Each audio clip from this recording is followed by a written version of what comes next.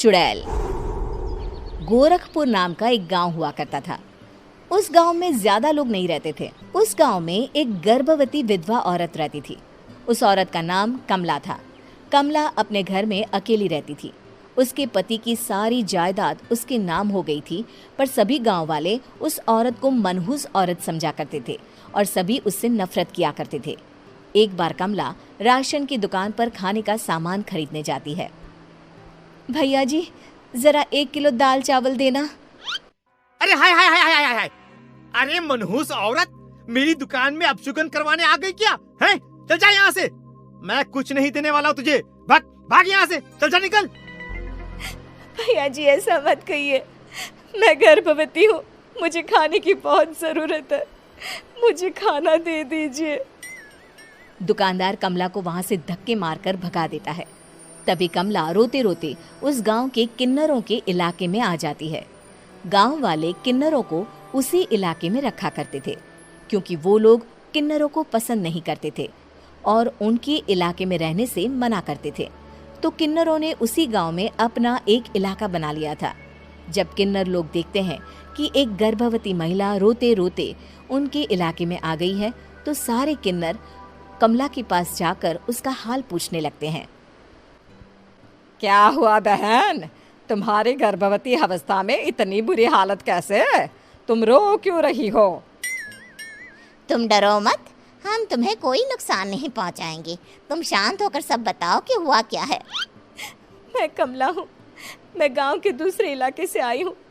2 महीने पहले ही मेरे पति की मौत हुई है। मुझे गांव के लोग मनहूस मानते हैं, क्योंकि मैं विधवा हूँ और गर्भवती भी। वहाँ के लोग मुझे खाने के लिए कुछ बेचने के लिए भी तैयार नहीं, जिससे मेरा गुजारा नहीं हो रहा था।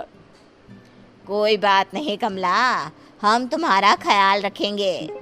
किन्नर लोग कमला को एक खाली घर में रहने के लिए जगह दे देते हैं और उसकी देखभाल भी करते हैं। कुछ ही महीने बाद कमला अपने बच्चे को जन्म देती है, पर अफसोस, कमला बच्चे को जन्म देते ही अपनी जान गंवा देती है। जब सब किन्नर बच्चे को देखते हैं तो बहुत खुश हो जाते हैं, क्योंकि वो बच्चा भी किन्नर ही था।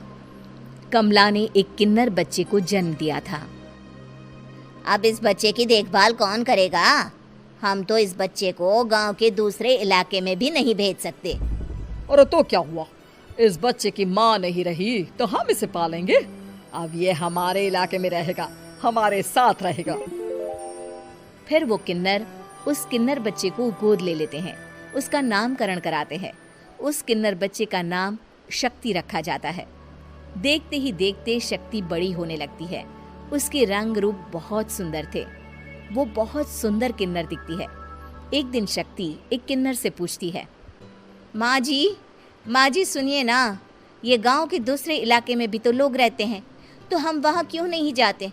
हम उनसे अलग क्यों रहते हैं? शक्ति, क्योंकि वो लोग हमारे जैसे नहीं, वो लोग हमें पसंद नहीं करते, इसीलिए हम उनसे अलग रहते हैं। क्यों? वो हमें क्यों पसंद नहीं करते? मुझे एक बार उस इलाके में जाना है, मैं एक बार वहाँ जाकर घूम कर आऊँ। शक्ति, खबरदार, जो तू उस इलाके में कभी भी गई तो अपनी जान नहीं गंवाना चाहती तो उस इलाके में कभी कदम भी नहीं रखेगी, समझी? इतना कहकर वो किन्नर वहाँ से चली जाती है। शक्ति उस किन्नर की बात सुनकर बहुत रोती है। माँ जी, ऐसा कैसे कह सकती हैं?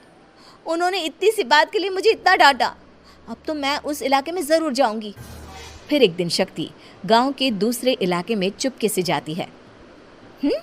ये लोग तो हमारे जैसे ही इंसान हैं, तो ये हमसे नफरत क्यों करते हैं?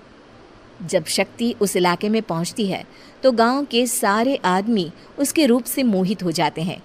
वो लोग ये अंदाज़ा नहीं लगा पाते कि वो किन्नर है। शक्ति की सुंदरता देखकर सारे गांव वाले उसकी तारीफ करने लगते हैं। तभी गांव का चक्कर लगाने गांव के जमींदार का बेटा हर्ष वहां पहुंचता है।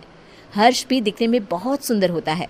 जब हर्ष ने शक्ति को देखा तो वो भी उससे मोहित हो गया, और जब शक्ति की नज़र हर्ष पर पड़ी तो वो हर्ष को देखकर मोहित हो गई।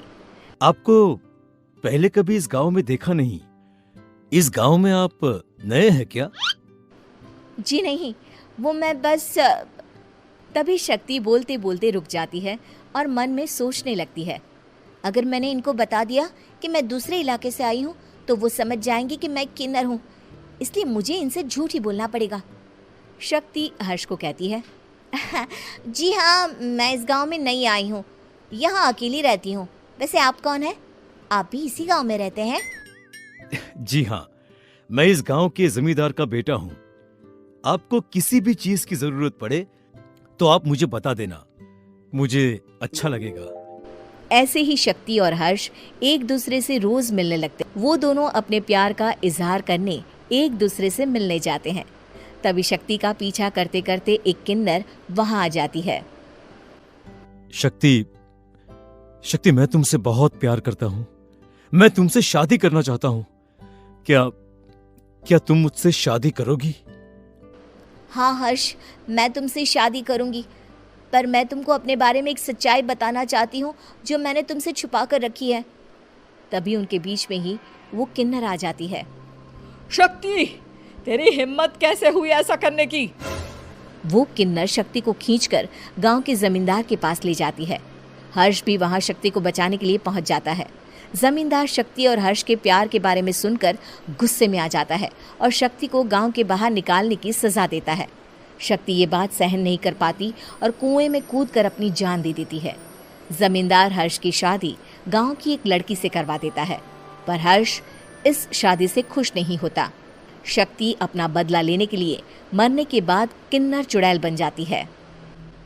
अब मैं इन गाँव वालों को नहीं छोड़ूंगी, अब इनसे मैं अपने प्यार का बदला लूंगी।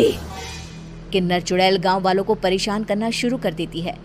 एक बार वो रात को गांव के खेतों में पहुंच जाती है और वहां आग लगा देती है। सारी फसल जल के राख हो जाती है। जब एक आदमी रात को उठकर देखता है कि खेत में आग लग गई है तो वो वहां पहुंच जाता है।